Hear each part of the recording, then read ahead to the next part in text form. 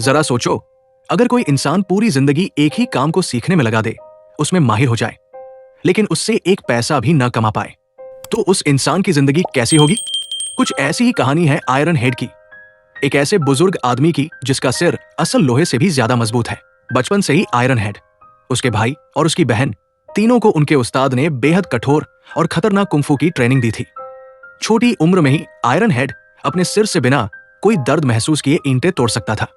उसके भाई का नाम था आयरन क्रॉच, यानी वो इंसान जिसे हम लोहे के अंडकोश वाला भी कह सकते हैं। उसने लोहे के डंडों से पीट पीट कर अपने शरीर के सबसे नाजुक हिस्सों को पत्थर जैसा बना लिया था। और उनकी बहन रोर, वो अपनी चीख से किसी की भी जान ले सकती थी। उसकी आवाज सुनते ही लोगों के कान के पर्दे फट जाते थे। वो रोजाना कम से कम 5 गिलास तोड़कर अपनी गला ट्रेनिंग किया करती थी।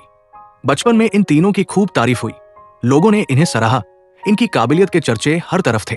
लेकिन जैसे जैसे ये बड़े होते गए, दुनिया की दिलचस्पी इनसे हटती चली गई।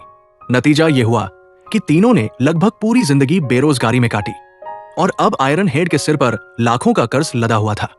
उसका सिर लोहे की चोट तो झेल सकता था, लेकिन कर्ज का बोझ नहीं। एक दिन कर्ज वसूलने वाले उसके घर धमके और घर का सारा सामान उठाकर ले गए। उनके लीडर ने आयरन हेड के पुराने कुंफू सर्टिफिकेट देखकर उसका खुलकर मजाक उड़ाया कि तुमने एक बेकार चीज के पीछे पूरी जिंदगी बर्बाद कर दी। ये सुनकर आयरन हेड टूट सा गया। वो अपनी जिंदगी बदलना चाहता था। 60 साल की उम्र में वो नौकरी की तलाश में घर से निकल पड़ा। सड़क पर घूमते हुए उसने कुछ गुंडों को आपस में पैसे बांटते देखा। इतने सारे पैसे देखकर आयरन हेड हैरान रह गया और उसने भी उनके गैंग में शामिल होने की ठान ली। वो उनका पीछा करते करते उनके अड्डे तक जा पहुंचा। वहां एक गुंडे ने उसे बाहर फेंकने की कोशिश की, लेकिन गैंग के लीडर साई ने रोककर कहा, अंकल की बात तो सुन लो। लेकिन जब साई को पता चला कि ये 60 साल का बुढ़ा उनके गैंग में शामिल होना चाहता है, तो वो जोर जोर से हंसने लगा। आयरन हेड ने बस एक मौका मांगा अपनी ताकत दिखाने का, लेकिन उन्होंने उसे धकेलकर बाहर भगा दिया। रात को आयरन हेड की बेटी उससे मिलने आई, लेकिन वो ऐसा अभिमानी आदमी था जो अपनी बेटी से पैसे लेना नहीं चाहता था। अगले दिन उसने फिर उन गुंडों को सड़क पर देखा और इस बार उसने जानबूझकर उनकी गाड़ी के सामने छलांग लगा दी। गुंडों ने उसे उठाया और पुलिस की झंझट से बचने के लिए सीधे अपने अड्डे पर ले गए। आयरन हेड का यह जिद्दी जज्बा देखकर आखिरकार साई भी उसे एक मौका देने को तैयार हो गया, लेकिन शर्त थी, पहले अपनी काबिलियत साबित करनी होगी। आयरन हेड को एक जिद्दी आदमी से पैसे वसूल करने थे। वो चुनौती कबूल करके उस आदमी को ढूंढने निकल पड़ा। वो एक बड़ा बिजनेसमैन था जो अपने क्लाइंट के साथ एक रेस्टोरेंट में बैठा था। पहले आयरन हेड ने तमीज से पैसे वापस मांगे, लेकिन उस आदमी ने एक न सुनी। इसके बाद आयरन हेड ने उसके खाने में थूक दिया। गुस्से में आकर बिजनेसमैन ने उसके सिर पर कांच की बोतल दे मारी, लेकिन पीछे हटने की बजाय आयरन हेड ने खुद अपने ही सिर पर 10-12 बोतलें और तुड़वा ली। इस बुढ़े की हालत देखकर आसपास के लोग बिजनेसमैन को कोसने लगे। शर्मिंदा होकर उसने आयरन हेड को अपना क्रेडिट कार्ड थमा दिया। ये मुश्किल काम पूरा करने पर साई ने उसे 30% कमीशन दे दिया, लेकिन साई के राइट हैंड राइडर को आयरन हेड की इतनी तरक्की देखकर जलन होने लगी। उसने साई के कानों में आयरन हेड के खिलाफ जहर भरने की कोशिश की, लेकिन कुछ असर नहीं हुआ। इस तरीके से आयरन हेड ने एक महीने में मोटा पैसा कमा लिया और उसका घर नई नई चीजों से भर गया। लेकिन उसने अपने काम के बारे में अपने भाई, बहन और उस्ताद को कुछ नहीं बताया, क्योंकि वो कभी उसे ये गुंडागर्दी करने नहीं देते। एक दिन बालों नाम के एक आदमी से पैसे वसूल करने थे। आयरन हेड ने हमेशा की तरह अपने लोहे के सिर का नमूना दिखाया। डर के मारे बालों ने अपने सारे पैसे दे दिए, लेकिन उसके पास सिर्फ 30,000 युआन ही थे। आयरन हेड यही पैसे लेकर साई के पास गया, लेकिन साई के राइडर ने एक और मुश्किल खड़ी कर दी। उनका नियम था कि वो कभी कम रकम नहीं लेते। बालों पर 3 लाख का कर्ज था और आयरन हेड सिर्फ 30,000 लाया था। इस पर राइडर ने उसकी खूब बेइज्जती की। गुस्से में आकर आयरन हेड ने 3 दिन के भीतर पूरी रकम वसूल करने का वादा कर दिया और शर्त रखी गई कि अगर नहीं कर पाया तो अपनी जेब से भरना होगा। लेकिन रात को घर लौटते वक्त राइडर ने अपने गुंडों से आयरन हेड पर हमला करवाया और बालों के लोन के कागजात भी फड़वा दिए।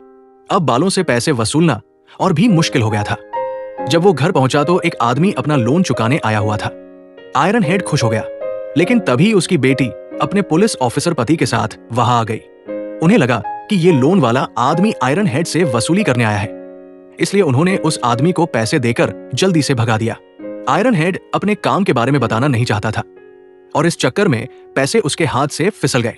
इसके बाद उसका दामाद एक घर में चोरी की जांच करने गया और वो घर बालों का ही निकला।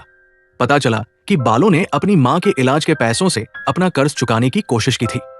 उसने सबसे माफी मांगी और वादा किया कि आगे ऐसा नहीं होगा। पुलिस वालों ने उस परिवार की मदद के लिए कुछ पैसे दिए और चले गए। अगले दिन आयरन हेड फिर बालों से पैसे वसूलने की कोशिश करने लगा। इस पर सड़क पर तमाशा खड़ा हो गया। आयरन हेड लोगों के सामने बालों को गालियां देने लगा और पैसे लौटाने को कहने लगा।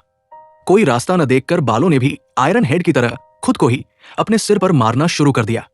ये देखकर आयरन हेड को उस पर तरस आ गया। उसने बालों के सिर से बहता खून साफ किया और चुपचाप वहां से चला गया। रास्ते में वह सोचता रहा कि पैसों के लिए वो कितना नीचे गिर चुका है।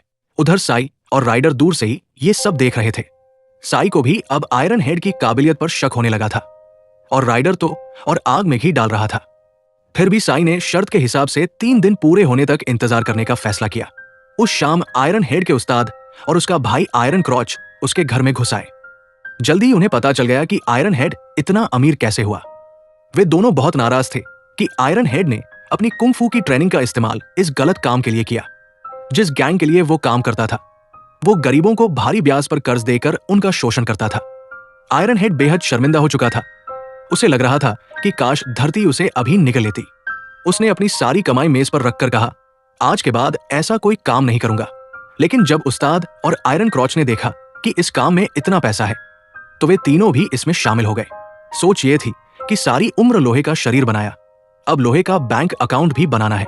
वसूली के दौरान उनकी सबसे धांसू तरकीब यह थी कि उस्ताद आयरन क्रॉच के नाजुक अंगों पर हथौड़े से मारते और इसे देखकर सामने वाला डर के मारे फौरन पैसे लौटा देता, क्योंकि कोई भी वैसा दर्द नहीं झेलना चाहता था। इस तरीके से उन्होंने एक ही घंटे में हजारों युआन वसूल कर लिए। लेकिन बालों अभी भी बाकी था। उसने कहा, उसके पास बिल्कुल पैसे नहीं। टीम बोली, घर तो है, बेच दो। जब वो फिर भी नहीं माना तो रोर उसके घर के बाहर खड़ी होकर पैसे दो, पैसे लौटाओ चिल्लाती रही, बिना रुके 2 दिन तक। आखिरकार तंग आकर बालों ने अपना घर बेचने का फैसला किया। इसके बाद टीम सारे पैसे लेकर साई के अड्डे पर पहुंची। साई ने राइडर की बुरी तरह बेइज्जती की और आयरन हेड को अपना खास आदमी बना लिया। अगले 1 महीने तक वे सब इसी तरह वसूली करते रहे।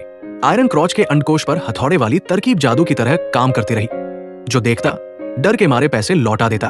उन्होंने खूब पैसे कमाए और ऐश की जिंदगी शुरू की। अब तो वे अपने बाकी साथियों को भी ये वसूली की ट्रेनिंग देने लगे। आयरन हेड ने अपने बॉस साई के लिए एक शानदार पार्टी भी रखी। उस पार्टी में साई ने बताया कि गैंग का सबसे बड़ा मालिक, उनका बड़ा भाई यान, शहर में आ चुका है। यान ने आयरन हेड और पूरी टीम को अपनी गाड़ी में बुलाकर आगे का प्लान बताया। प्लान ये था कि अब वे लोग कॉलेज के बच्चों को भी लोन देंगे। यान इन मासूम बच्चों की भोलेपन का फायदा उठाना चाहता था।